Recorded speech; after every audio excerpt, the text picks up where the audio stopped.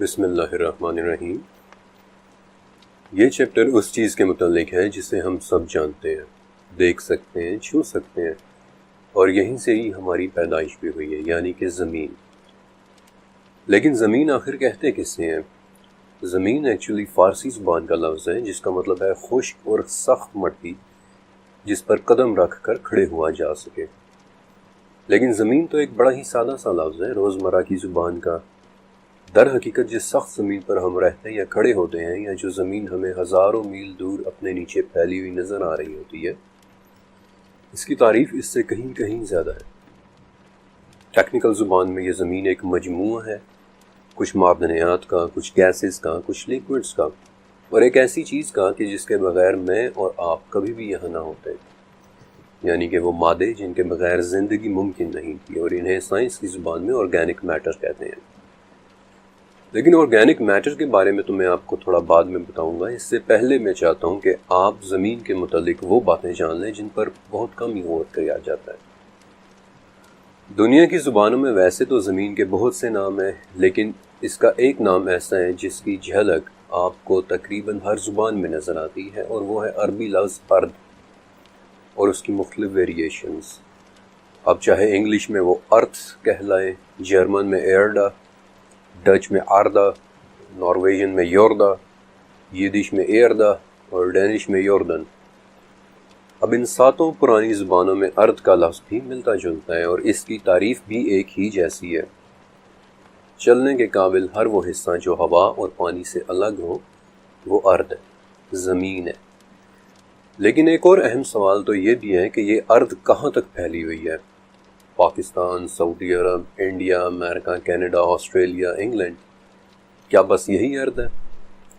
جب اللہ تعالیٰ سورہ شمس میں قسم اٹھا رہے ہیں کہ قسم ہے ارض اور اس کے پھیلا دیے جانے کی، تو کیا اللہ تعالیٰ بس ان چھوٹے بڑے 195 ممالک کی قسم اٹھا رہے ہیں؟ جس ارض پر اس وقت میں اور آپ رہ رہے ہیں، اس کی 90% چٹانیں بیسالٹ سے بنی ہوئی ہیں۔ بیسالٹ دراصل ایک پثریلا سا ایلیمنٹ ہے جیسے گرینائٹ یا سنگ مرمر وغیرہ ہوتا ہے۔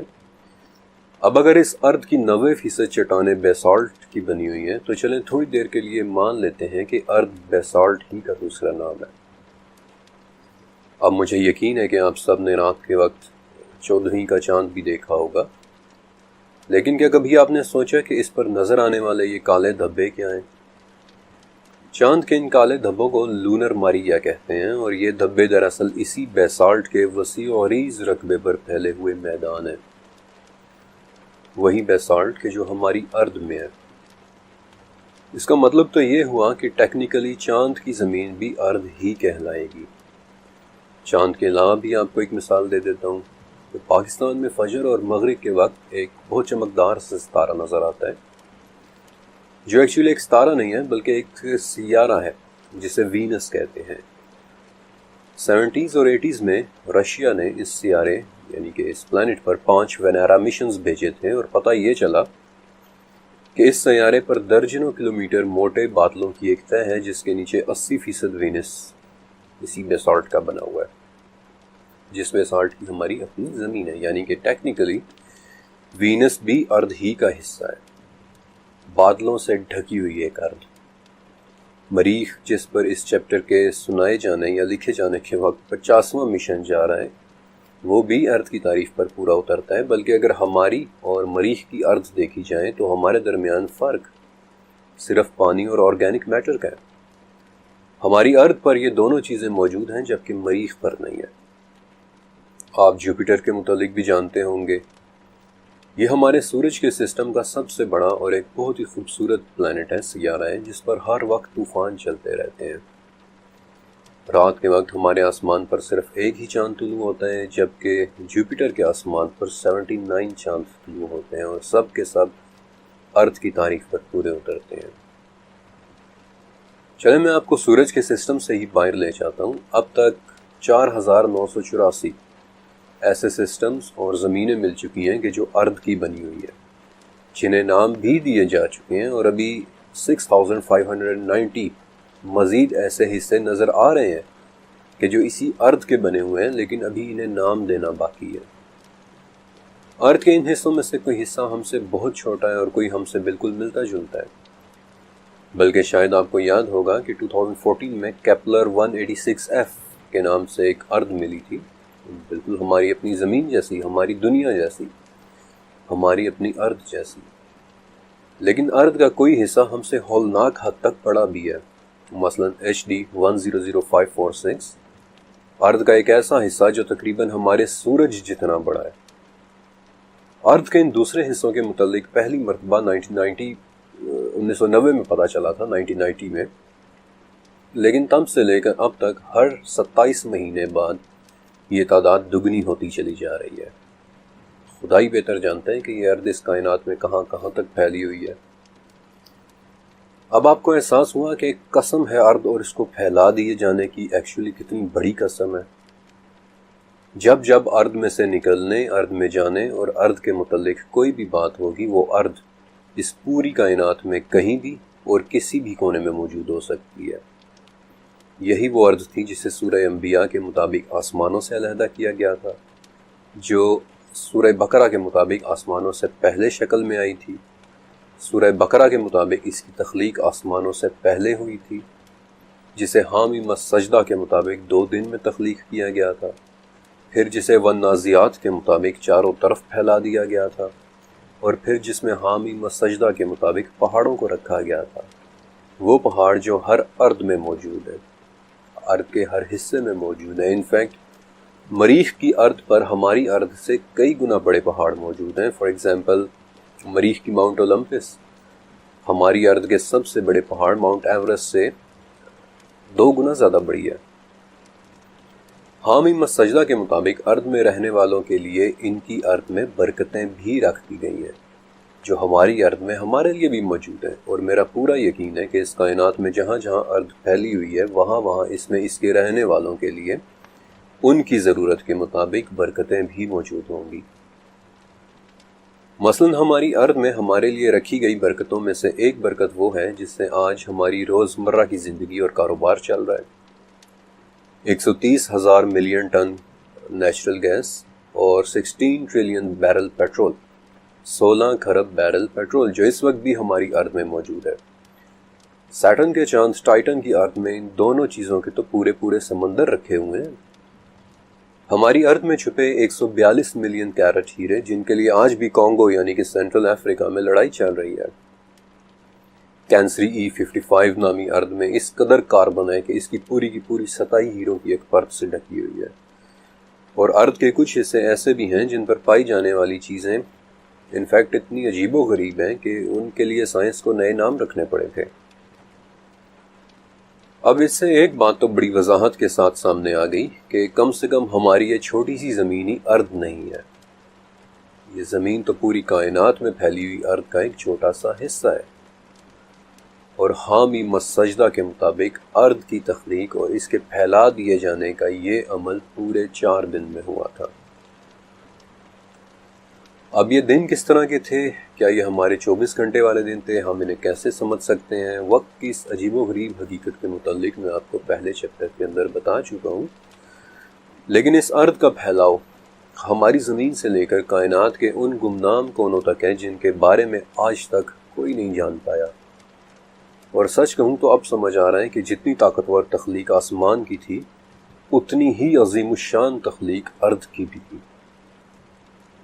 ارض صرف اس دنیا یا اس زمین کی بات نہیں ہے، ارض کا پھیلاؤ تو اس کائنات میں ہر طرف ہے۔ لیکن کیوں؟ دس از دا کوسچن، کہ آخر ارض کو اتنے بڑے درجے پر کیوں پھیلایا گیا؟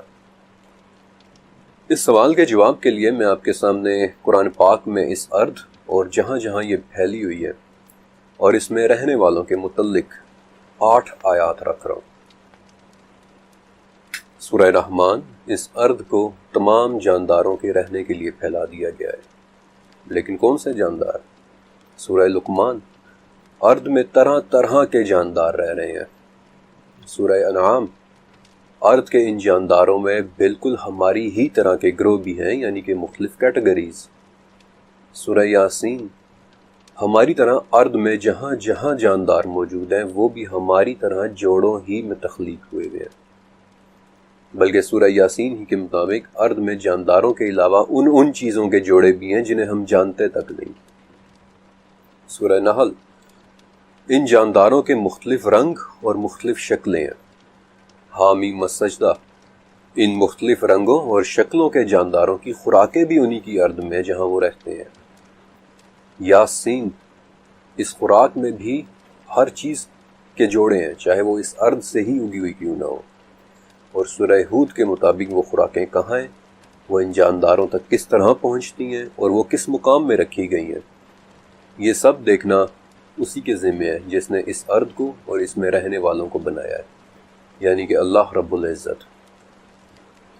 سورہ شورا، جانداروں کا پوری کائنات میں پھیلی اتنی بڑی ارض میں اس طرح پھیلا دیا جانا رب تعالیٰ کی نشانیوں میں سے ایک ہے۔ سورہ آل عمران، ارض کے رہنے والے تمام جاندار چاہیں یا نہ چاہیں اللہ ہی کے زیر حکم ہے۔ سورہ فتح میں تو 2 مرتبہ آیا ہے کہ ہم اور ارض میں رہنے والے تمام جاندار، چاہے وہ ہماری ارض میں ہوں چاہے ارض کے کسی دور دراز کے حصے میں، وہ اللہ ہی کے لیے ہیں۔ سورہ حشر اور سورہ حدید کہ ارض میں رہنے والے سبھی اللہ کی تسبیح اور پاکی بیان کر رہے ہیں، اور سورہ اسراء کے مطابق ان جانداروں کی تسبیحات ہم سمجھ بھی نہیں سکیں گے۔ شاید اب آپ احساس کر پائیں کہ ارض کا کانسیپٹ کس قدر عظیم ہے۔ یہ صرف ہماری دنیا کی بات نہیں ہے، اللہ ہی جانتا ہے کہ یہ ارض کہاں کہاں تک پھیلی ہوئی ہے اور اس میں رہنے والے جاندار کائنات کے کس کس کونے میں موجود ہیں، اور وہ کس کس تعداد میں ہیں، کیونکہ سورہ مدثر کے مطابق اللہ کے لشکروں کو سوائے اللہ کے اور کوئی بھی نہیں جانتا۔ اور سورہ نحل کے مطابق وہ بہت سی ایسی چیزیں بھی پیدا کرتا ہے جن کا ہمیں کچھ پتہ نہیں۔ لیکن سورہ شورا کے مطابق اللہ جب چاہے انہیں جمع بھی کر سکتا ہے۔ اگر آپ نے اب تک غور سے سنا ہے تو اس سے زیادہ واضح اور کیا ثبوت ہوگا کہ انسان کے علاوہ بھی کئی طرح کی مخلوقات ارض میں موجود ہیں۔ فرق صرف ارض کے لفظ کو سمجھنے کا ہے۔ جو کچھ بھی میں نے ابھی آپ کو بتایا وہ سب قرآنی آیات سے ہے۔ ارض کے ہر حصے میں رہنے والے اللہ ہی کی مخلوق ہیں، چاہے وہ ارض کا یہ حصہ ہو جس میں ہم رہتے ہیں یا پھر کائنات کے کسی دور دراز گمنام حصے میں موجود ارض پر رہنے والی کوئی مخلوق ہو جن کے بارے میں ہمیں کچھ پتہ نہیں۔ وہ سب بھی ہماری طرح خوشی یا ناخوشی، چاہتے یا نہ چاہتے اللہ ہی کے زیر حکم ہے۔ وہ تسبیح بھی کرتے ہیں لیکن ہم ان کی تسبیحات کو سمجھ نہیں سکتے، اور ہم سمجھ بھی کیسے سکتے ہیں؟ خدا جانے اس ارض میں رہنے والے جاندار کس قسم کی بولی بولتے ہیں، اور اگر اللہ چاہے تو ان مخلوقات کو جب چاہے جمع کر دے۔ اور سچ کہوں تو میری ریسرچ مجھے بتاتی ہے کہ ایسا ہونا ضرور ہے۔ ارض کی ایک ایسی ہی مخلوق نے ہمارے ساتھ ملنا ہے کہ جسے ابھی تک ہم نے دیکھا نہیں ہے، لیکن چونکہ وہ اس چیپٹر کا موضوع نہیں ہے اس لیے فی الوقت میں اس کے بارے میں زیادہ نہیں بات کر رہا۔ اس چیپٹر کا موضوع ہے ارض کا وہ حصہ جسے ہم پلانٹ ارتھ کہتے ہیں، ہمارا گھر، یہ دنیا، ہمارا یہ نیلا سیارہ، ہماری پیاری سی نیلی دنیا، دی بلو ماربل۔ ہماری اس دنیا کی ابتدا 4.5 ارب سال پہلے ہوئی تھی۔ ایسا ہم اس لیے مانتے ہیں کیونکہ آج تک ہمیں اس دنیا پر اس سے زیادہ پرانا ایلیمنٹ نہیں ملا۔ آسٹریلیا سے ملنے والے زرکون کرسٹلز یعنی کہ دی اولڈسٹ ایلیمنٹ آن ارتھ، لیکن 4.5 ارب سال پہلے یہ زمین کہیں سے بھی نیلی نہیں تھی، بلکہ یہ تو پہچانی بھی نہیں جاتی تھی۔ اس پر شدید قسم کے پتھروں کی، بڑے بڑے پتھروں کی بارش ہو رہی تھی۔ ہر تھوڑے عرصے بعد 2-3 کلومیٹر سائز کا ایک پتھر زمین سے ٹکراتا اور سب کچھ ختم ہو جاتا۔ ایک ویران، بنجر، مردہ سا اسٹیرائل سیارہ جہاں کچھ بھی اگ نہیں سکتا تھا۔ لیکن پھر ایک معجزہ ہوا۔ سورہ حدید، اللہ زمین کو اس کی موت کے بعد زندہ کرتا ہے، اور ہم نے تمہارے لیے اپنی نشانیاں بیان کر دی ہیں تاکہ تم سمجھو۔ اس زمین کو ایک زندگی ملی، ایسے ہی ایک بڑے سے پتھر سے ٹکرانے کے بعد۔ اس پتھر کے ٹکرانے سے زمین کے اندر کی گیسز باہر نکل آئیں جو ایک دھوئیں کی شکل میں اس کے گرد اکٹھی ہو گئی تھیں۔ اب اس دھوئیں میں گیسز کے ساتھ ساتھ پانی کے بخارات بھی تھے، لہٰذا ایک بہت ہی پیاری بات ہوئی۔ زمین کا ایٹماسفیئر بننا شروع ہوا، زمین ٹھنڈی ہونا شروع ہوئی، اور اس دھوئیں میں موجود بخارات بارش کی طرح زمین پر برسنے لگے، اور پھر وہ ہوا جس کا ذکر سورہ نحل، سورہ عنکبوت اور سورہ جاثیہ تینوں میں ہے، کہ اللہ ہی تو ہے جس نے آسمان سے پانی اور جو کچھ بھی چاہا اسے اتار کر زمین کو اس کی موت کے بعد زندہ کیا۔ اسی بارش نے سمندر بنائے، اور سچ کہوں تو ٹیکنیکلی ان سمندروں کو اسی وقت فوراً جم جانا چاہیے تھا، کیونکہ ہمارا سورج بھی اس وقت ویسا نہیں تھا جیسا آج ہے۔ وہ بھی نیا نیا پیدا ہوا ایک ستارہ تھا جس کی روشنی اور حدت آج کے مقابلے میں 30% کم تھی، لیکن پھر بھی ہمارے سمندر جمے نہیں، اور یہ ایک معجزہ ہی تھا۔ لیکن میرے نزدیک ایسا ہونے کی وجہ سورہ نمل کی 61 آیت میں ہے کہ اللہ نے زمین کو قرار دیا، اسے سٹیبل کیا، سو اس نے زمین میں پانیوں کو جاری کیا، اس نے پہاڑ بنائے اور دو سمندروں کے درمیان رکاوٹ بنائی۔ اللہ ہی بہتر جانتا ہے کہ اس نے ان پانیوں میں ایسی کون سی رکاوٹیں رکھی تھی کہ اتنی سردی کے باوجود وہ سمندر نہیں جمے، پانی جاری رہے، اور ان پانیوں کا جاری رہنا ضروری بھی تھا کیونکہ ان میں زندگی پیدا ہونی تھی۔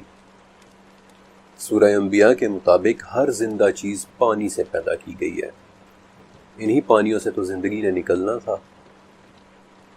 لیکن زندگی آخر کہتے کس سے ہیں؟ اس وقت زندگی کی 123 مختلف ڈیفینیشنز موجود ہیں، 123 مختلف تعریفیں۔ زندگی کیا ہے شاید آپ سن کر حیران ہو، لیکن زندگی کی کوئی ایک ڈیفینیشن نہیں ہے۔ پھر بھی زندگی کی ایک تعریف کہ جو مقبول ہے، ایکسیپٹڈ ہے، وہ یہ ہے کہ کوئی بھی ایسی چیز جو 3 کام کر سکے وہ زندہ کہلاتی ہے۔ پہلا کام کہ اس کے جسم میں میٹابولزم یعنی کہ کسی نہ کسی قسم کا کیمیکل پروسیس ہوتا ہو۔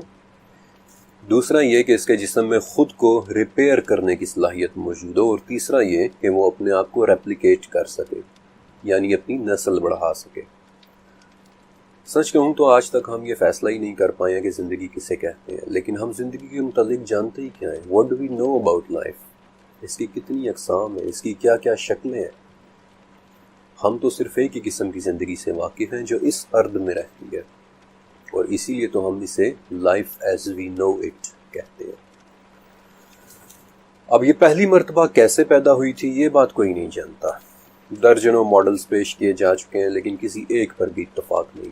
لیبارٹریز میں ہزاروں ایکسپیریمنٹس، تجربات ہو چکے ہیں، لیکن آج تک کوئی زندگی نہیں بنا سکا، اور بنا سکے گا بھی نہیں، کیونکہ زندگی کا مردہ زمین سے پیدا ہونا ایک معجزہ تھا، اور اس معجزے کا ذکر سورہ روم میں صرف ایک ہی ہستی سے منسوب ہے کہ اللہ ہی زندہ کو مردہ سے نکالتا ہے، وہی تو زمین کو اس کی موت کے بعد زندہ کرتا ہے۔ زندگی سوائے اللہ کے اور کوئی پیدا کر ہی نہیں سکتا۔ اب مردہ زمین سے زندگی کیسے نکلی؟ اس کے سب سے پرانے ثبوت کینیڈا میں 4.25 ارب سال پرانی کائی کے فاسلز ہیں۔ کائی یعنی کہ ایلگی، جو ٹیکنیکلی ایک جاندار ہے، اور اسی کائی کے 3.5 ارب سال پرانے فاسلز آسٹریلیا میں ہیں جنہیں مائکروبیل میٹ کہتے ہیں۔ بٹ انٹرسٹنگ تھنگ از کہ کینیڈا اور آسٹریلیا دنیا کے 2 مختلف کونے ہیں، کہ جو بہت اہم بات ہے، کیونکہ اس سے یہ پتہ چلتا ہے کہ زندگی کا معجزہ ایک ہی وقت میں زمین پر ہر طرف ہو رہا تھا۔ پانیوں کے اندر، سمندروں کے نیچے، زمین کے جن ایلیمنٹس سے زندگی پیدا ہوئی انہیں ہم آرگینک میٹر کہتے ہیں۔ لیکن میں آپ کو ایک بہت دلچسپ بات بتاتا ہوں کہ اس آرگینک میٹر کا ایک حصہ گلائسین سن 2009 میں ایک دمدار ستارے یعنی کومیٹ وائلڈ 2 کے اوپر بھی ملا تھا۔ اب وہ دمدار ستارہ کس دور دراز کی زمین یا کس دور دراز کی ارض سے اس امینو ایسڈ کو لے کر آ رہا تھا یہ بات کوئی نہیں جانتا، لیکن اس سے ایک بات ضرور ثابت ہوتی ہے کہ اس وقت بھی کائنات کے دور دراز کونوں میں کہیں نہ کہیں کسی نہ کسی ارض پر زندگی پیدا ہو رہی ہے۔ بہرحال زمین پر پیدا ہوئی وہ زندگی بالکل بھی ویسی نہیں تھی کہ جیسی آج ہم دیکھتے ہیں۔ انفیکٹ 3.5 ارب سال پہلے تک تو وہ انریکگنائزیبل تھی، ناقابل شناخت سی زندگی تھی، چھوٹے چھوٹے مائکروبیل جاندار، خوردبینی جاندار۔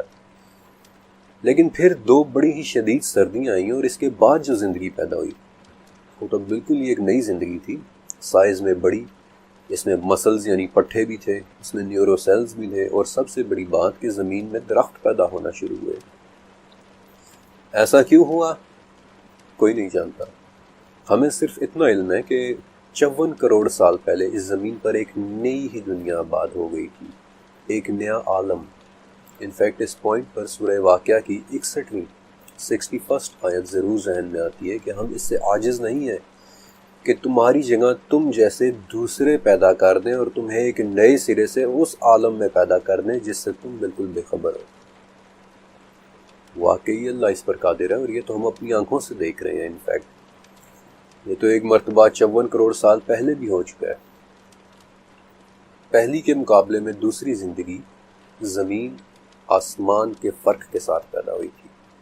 پہلی زندگی کائی، بیکٹیریاز یا پھر کچھ مائکرو جاندار، لیکن دوسری زندگی ہڈیوں والے جانور، ریڑھ کی ہڈی والے جانور، جبڑوں والے، پانی میں رہنے والے، خشکی میں رہنے والے، یہاں تک کہ پرندوں کی بھی انیشیل فارمز، ابتدائی شکلیں۔ اسی وقت سب سے پہلے کیڑے بنے تھے جنہیں ہم ٹرائلوبائٹس کہتے ہیں۔ ان دو بالکل مختلف زندگیوں کو دیکھ کر سورہ عنکبوت کی 20ویں آیت ذہن میں آتی ہے کہ زمین میں چل پھر کر دیکھو کہ اللہ نے کیسے شروع میں پیدائش کی، پھر اللہ ہی دوسری نئی پیدائش کرے گا، اور وہ ہر چیز پر قدرت رکھتا ہے۔ یہی وہ زندگی تھی کہ جس میں بعد میں ڈائناسورز پیدا ہوئے، ٹائٹانو بوا جیسے بڑے بڑے اژدہے، نہایت ہی خوفناک قسم کے میگاتھیریم چوہے، میگالوڈون شارکس، بیسیلیوسورس نامی ایک ہیبت ناک مخلوق کہ جو گہرے سمندروں میں راج کرتی تھی، اڑنے والے کوئٹزل ڈائناسورز، عجیب و غریب ٹائٹانس ٹیرر برڈز۔ لیکن ان دیو ہیکل جانوروں میں سے آج کوئی بھی زندہ نہیں ہے۔ انفیکٹ ان میں سے 90% تو آج معدوم ہو چکے ہیں، ایکسٹنکٹ ہو چکے ہیں۔ لیکن کیوں؟ سورہ طٰہٰ کی 128ویں آیت میں ایک بہت اہم لفظ استعمال ہوا ہے، قرون۔ ویسے تو اس لفظ کے عام معنی رہنے کی جگہ یا بستیاں ہیں، جو بالکل ٹھیک ہے، لیکن اس عربی لفظ قرن کے 4 مزید معنی ہیں، جن میں سے ایک معنی دور یا عہد یا صدیاں بھی ہے۔ یہی وہ لفظ ہے کہ جو ہم اردو میں بھی استعمال کرتے ہیں، فار ایگزامپل قرون اولا یا قرون وسطیٰ، یعنی شروع کے ادوار یا درمیان کے ادوار وغیرہ۔ اور اسی معنی کے اعتبار سے سورہ طٰہٰ کی اس آیت کو دیکھیں کہ ہم نے ان سے پہلے بہت سے عہد یا دور ہلاک کر دیے جن کے رہنے کے مقامات میں یہ چلتے پھرتے ہیں۔ اس میں سمجھنے والوں کے لیے بہت سی نشانیاں ہیں۔ پچھلے 54 کروڑ سال میں 5 مرتبہ ایسا ہوا ہے کہ ان جانوروں کے پورے عہد یا ان کے رہنے کے مقامات ہلاک اور تباہ ہو گئے، جنہیں آج ہم 5 میس ایکسٹنکشنز کہتے ہیں۔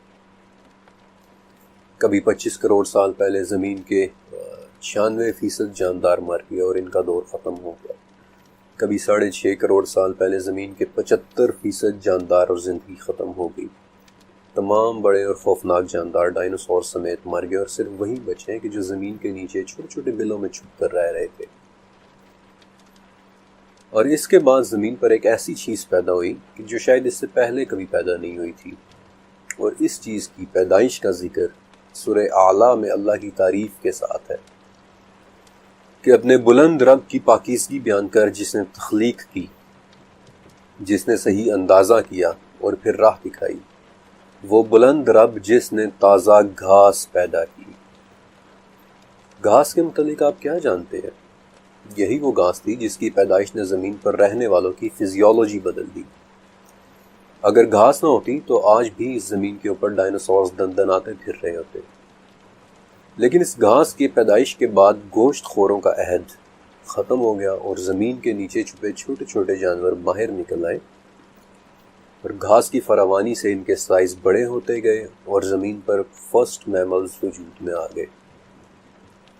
پودے اور وہ درخت اگنا شروع ہوئے، وہ درخت کے جو آج ہم دیکھنے کے عادی ہیں، اور بالآخر زمین پر life as we know it پیدا ہوئی۔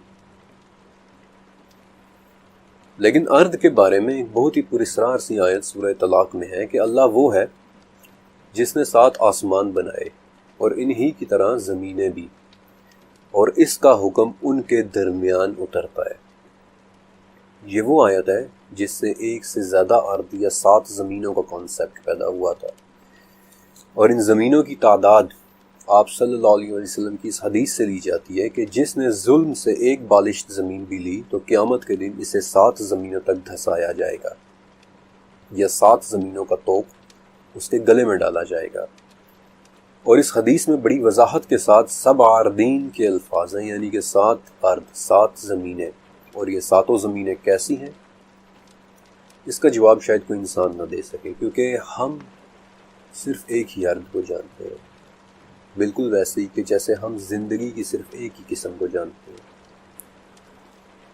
جس ارد کو ہم جانتے ہیں وہ اس کائنات میں دور دور تک پھیلی ہوئی ہے، اس کے پھیلاؤ کی عظمت بھی آسمانوں کے پھیلاؤ جیسی ہے۔ لیکن اگر واقعی 7 زمینیں ہیں تو وہ ہیں کہاں؟ انفیکٹ ایسا ہی ایک سوال ایک رومن بادشاہ نے بھی پوچھا تھا۔ نبی کریم صلی اللہ علیہ وآلہ وسلم کے زمانے میں رومن امپائر، جو ٹیکنیکلی بیزنٹین امپائر تھی، اس کے بادشاہ کا نام ہیراکلیس تھا، جسے عربی میں ہرکل کہتے ہیں۔ اس نے نبی صلی اللہ علیہ وآلہ وسلم کی خدمت میں اعتراض کے طور پر ایک خط لکھا تھا کہ آپ مجھے اس جنت کی طرف بلا رہے ہیں جس کی چوڑائی آسمان اور زمین کے برابر ہے، تو پھر یہ بتائیں کہ ایسے میں جہنم کہاں گئی؟ اس پر آپ صلی اللہ علیہ وآلہ وسلم نے جواب بھجوایا کہ سبحان اللہ، جب دن آتا ہے تو رات کہاں چلی جاتی ہے؟ اس جواب پر ہیراکلیس کے دربار میں موجود یہودیوں پر خاموشی چھا گئی تھی، لیکن پھر بھی وہ اپنی ڈٹائی میں بولے کہ ضرور آپ نے یہ بات توریت سے لی ہوگی۔ اس مقام پر میں حضرت ابن عباس رضی اللہ تعالیٰ عنہ کا ذکر کرنا چاہوں گا کہ ابن عباس ایک ایسے صحابی تھے جن کے متعلق بخاری اور مسند احمد میں ایک بہت اہم حدیث ہے کہ نبی کریم صلی اللہ علیہ وسلم نے ابن عباس کو اپنے سینے سے لگایا اور ان کے لیے دعا کی کہ اے اللہ، ابن عباس کو حکمت اور تفسیر کا علم عطا فرما، یعنی کہ ابن عباس کے علم اور ان کی تفسیر کے لیے آپ صلی اللہ علیہ وآلہ وسلم کی خصوصی دعا تھی۔ اب انہی ابن عباس سے ایک شخص نے 7 زمینوں کے متعلق پوچھا تھا، جس پر انہوں نے کہا تھا کہ اگر میں اس کی تفسیر کو تمہارے سامنے بیان کروں تو تم مانو گے ہی نہیں، اور نہ ماننے کا مطلب اسے جھوٹا جاننا ہے۔